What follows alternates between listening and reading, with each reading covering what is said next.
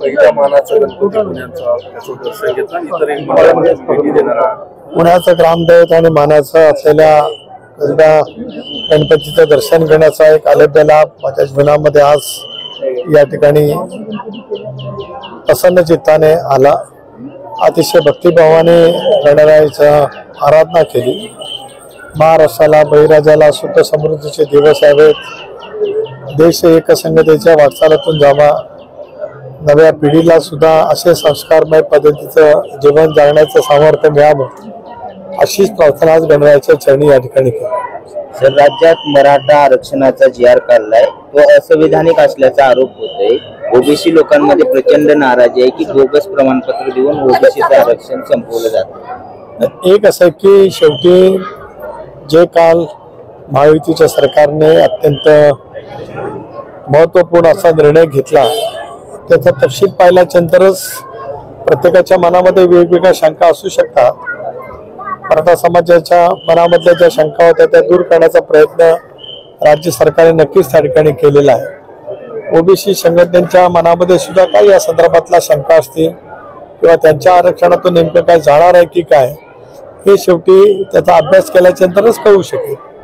परंतु मराठा समाज ओबीसी संघटना आता म्हणतात आम्ही आंदोलन करू, आम्ही मुंबईकडे जाऊ, सरकारला झुंडशाहीची भाषा कळते, आमच्याकडे नेते नाहीत, आमच्याकडे कार्यकर्ते आहेत म्हणून ही आमच्यावर वेळ आली। लोकशाहीमध्ये डॉक्टर बाबासाहेब आंबेडकरांनी दिलेल्या संविधानामध्ये प्रत्येकाला आपापलं म्हणणं मांडण्याचा निश्चितपणाने त्या ठिकाणी अधिकार आहे। जरूर ओबीसी संघटनेच्या सुद्धा ज्या काही या संदर्भातल्या भावना असू शकतील किंवा घेतलेल्या निर्णयाच्या बद्दलचं त्यांना नेमकं त्यांच्या आरक्षणाच्या बाबतीमध्ये काय घडणार आहे हे जाणून घ्यायचं असेल तर सरकारने त्यांचं पूर्णपणाने त्यांना माहिती दिली पाहिजे, त्यांचं समाधान करण्याचा प्रयत्न सरकारने केला पाहिजे। सरकारचं ते कर्तव्य राहील।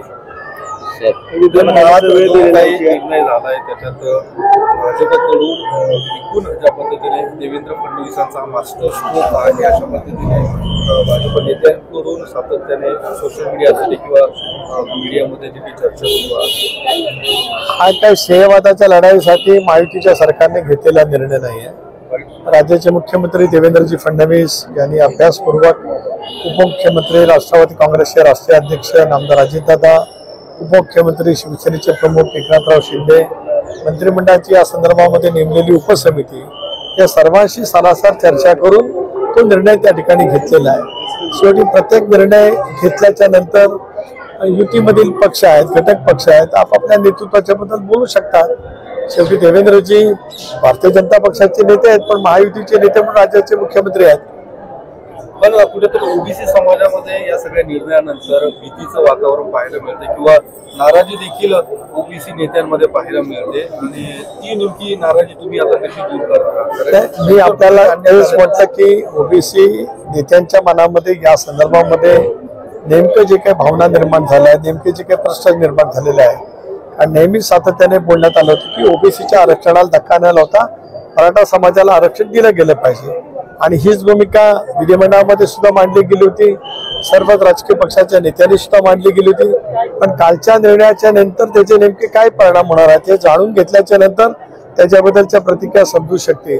तथापि ओबीसी संघटनेच्या मनामध्ये जे काही प्रश्नचिन्ह निर्माण झाले असतील त्यांच्या मिळाल्या असलेल्या आरक्षणातून काय दिलं जाते की काय याच्याबद्दलची स्पष्टता किंवा खुलासा राज्य सरकारच्या माध्यमातून निश्चितपणाने होईल आणि मला विश्वास आहे की महायुतीचं सरकार सर्व घटकांना सोबत घेऊन जाणारं सरकार असल्यामुळे प्रत्येकाचं समाधान करण्याचा प्रयत्न नक्की त्या ठिकाणी करेल। ओबीसीचे आंदोलनकर्ते लक्ष्मण हाके म्हणाले जेव्हा हे आंदोलन केलं गेलं तेव्हा राष्ट्रवादीचे अनेक नेते म्हणजे तुमच्या पक्षाचे अनेक नेते त्यांनी रसद पुरवायचं काम मनोज जरांगे यांना केलं होतं। मात्र आम्ही जेव्हा भाग दिली तेव्हा कोणताही ओबीसी नेता आमच्या पुढे आला नाही, आमच्या मागे आला। हाके काय बोलतात त्याला मला प्रतिक्रिया देण्याची आवश्यकता नाही। राष्ट्रवादी काँग्रेस पक्षाची सातत्याने भूमिका राहिली जी प्रदेशाध्यक्ष म्हणून मी सतत म्हणत आलो। ओबीसीच्या आरक्षणाला धक्का न लावता मराठा समाजाला आरक्षण मिळालंच पाहिजे। सकल मराठा समाजाने आरक्षणाच्या बाबतीमध्ये दीर्घकाळ शांततेच्या मार्गाने लढा दिलेला आहे, त्यामुळे त्यांना अपेक्षित असलेलं देण्याचा प्रयत्न सरकारने करावा अशी भूमिका राष्ट्रवादी काँग्रेस पक्षाची कालही अधिकृत होती, आजही आहे आणि उद्याच्या भवितव्यामध्ये सुद्धा राहणार।